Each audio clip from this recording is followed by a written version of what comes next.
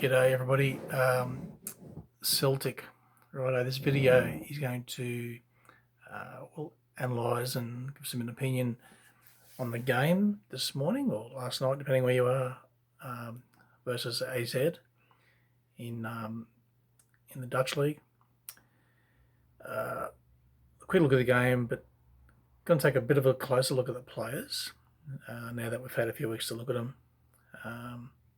And see who's who in the zoo, and a bit of a shout out to Celtic and for those people who aren't on the Celtic bus.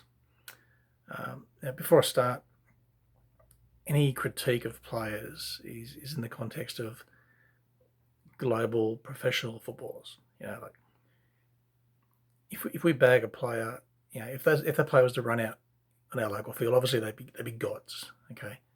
So, not being mean, obviously they're probably beautiful people, good blokes. So it's purely in the context of international football players.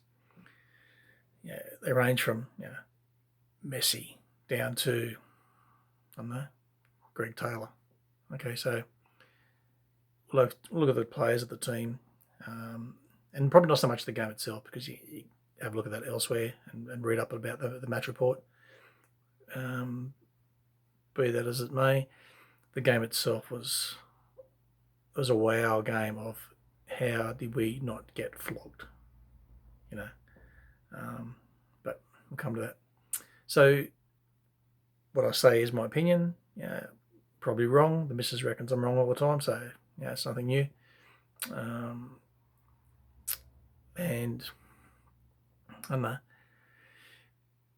There's people all around the world now who, from Glasgow to Gladesville,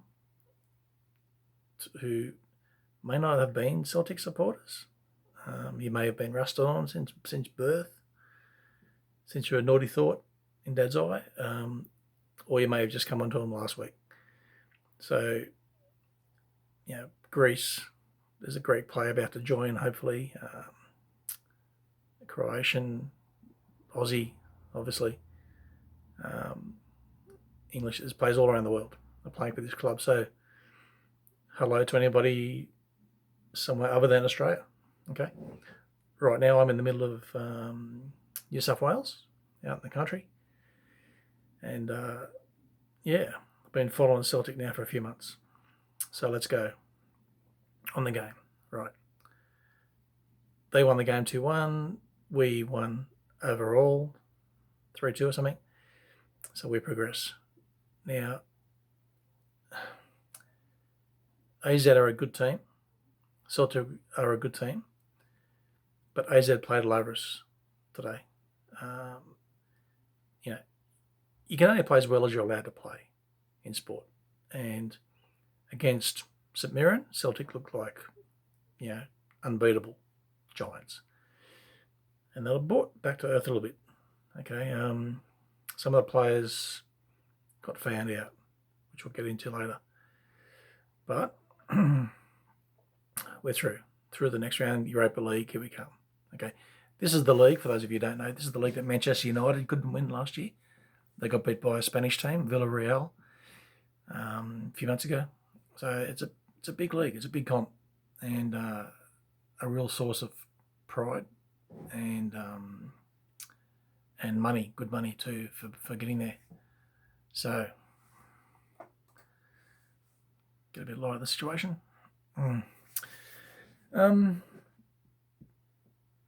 Right, so look, why Celtic? Just briefly, why Celtic? Some people go to an art gallery and will sit and watch and look at art for, fill in time for hours and just admire the art. Fair dinkum, Celtic this year, they're like a moving masterpiece at times. A moving masterpiece on a green canvas. The way they move the ball, one-touch passing, the passing between tiny holes like Rogic, Kalmak. It's good to watch, and you go to a game, you guarantee for almost 2 hours, you guarantee thrills, disappointment, drama, lots of joy, okay, all in the one sitting. Plays with their emotions. Like this morning, I was just on edge for the whole time. The heart was thumping. And for those of you who don't normally follow soccer, maybe you're new to the game. Like I'm a rugby player, but I love soccer. Like it's just a great. It is the beautiful game, and the difference between a pass being here and a pass being 6 inches to the left can be the difference between a goal, shooting a goal, or defending, as was last night. You know, like a few missed passes, suddenly boom, you're sprinting 60 yards to catch up.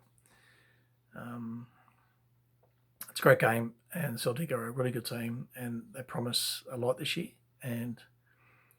But there's going to be ups and downs, which is one of the reasons why I'm so keen to see what happens this year. Anyway, that's Celtic. So look, basically, if you're not on the bus, get on the bus. Get on the Celtic bus. All right. Okay. So you can read about the game itself elsewhere, on the net, in the newspaper, the match report, all about the game. I want to take a quick look at the players, okay, and see if you agree or don't agree. Righto. Joe Hart, I thought played really well today. Made a big mistake, which cost a goal. He was just trying to be a bit too cool, a bit too casual, and it cost him. Embarrassed himself. But apart from that, he made a couple of good saves. But Joe Hart is just, he's cool. He can play with his feet. He's composed most of the time. Today, though, like the whole team was under pressure for a number of reasons, but he kicked the ball long too many times, okay, which in turn they get the ball and they're back. Who was it? Mate, City. What's his name? Who's the coach of City? Pepe. Pep Guardiola. The quicker the ball goes down, the quicker it comes back at you. And like during the Euros, watching Pickford, England, this great keeper, just about every time he'd boot the ball on, and sure enough, the other time you get it, and they're attacking again. So Joe Hart today kicked the ball a bit too much, I thought. But when he did play it from the back, the pressure was on. Like the other guys were really pressing. So yeah, but overall, I thought he played well, and he's obviously the number one keeper. The other two are anyway. Starfelt, centre back, new guy, high hopes. Paid a bit of cash for him. The blunder he did today for the second goal was like I was there. Like that would have been me. But this guy's a pro player. He's been playing for how long? At least 10 years, full time. He just looks uncoordinated. Done some good things, but fair dinkum. If you watch the highlight, low light,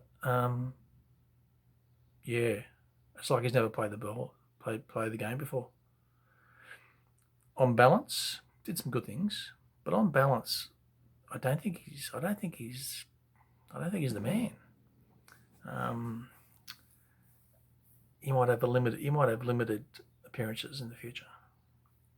Anyway, that's Starfelt. Welsh, good. This kid's good. Okay, he's young. He's not very big, not particularly fast. He's not like a Sergio Ramos type of guy.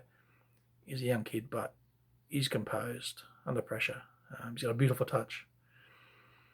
Picks out his man more often than not. And again, under pressure, real pressure in this game.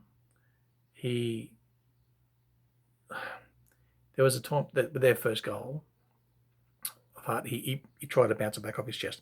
It was actually, I thought it was a good move. I thought pass back to Hart with his body, which you can do, but didn't quite get as much on it as he would have liked, but the idea was there, and Hart should have got it.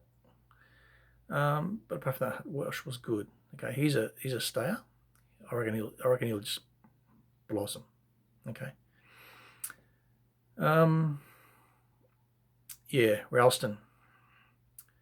Ralston's your in footy in league rugby. He's your second rower who can't pass. He'll make 50 tackles a game, but he can't pass the ball. He won't make a try. He won't. Yeah, he's a worker. That's Ralston. His touch has been ordinary, but it's getting better. But still, if you get another guy in, I reckon he might have limited appearances in the first team. Yeah, he's done some good things. He's got heaps of raps, but for me, just doesn't quite cut it. But in saying that, compared to his mate across the other side of the field, he looks like Messi. Greg Taylor. Look, I'm sure he's a nice guy and everything, but no, he's hopeless. Like, hopeless. And he went off injured, which I think injured might have been a sort of a safe face, like shoulder. Because he might be out for a few weeks, and then he'll have to force his way back in the team, and by then we'll have someone else. And I don't think we'll be seeing much of Greg Taylor in the future. Pausing.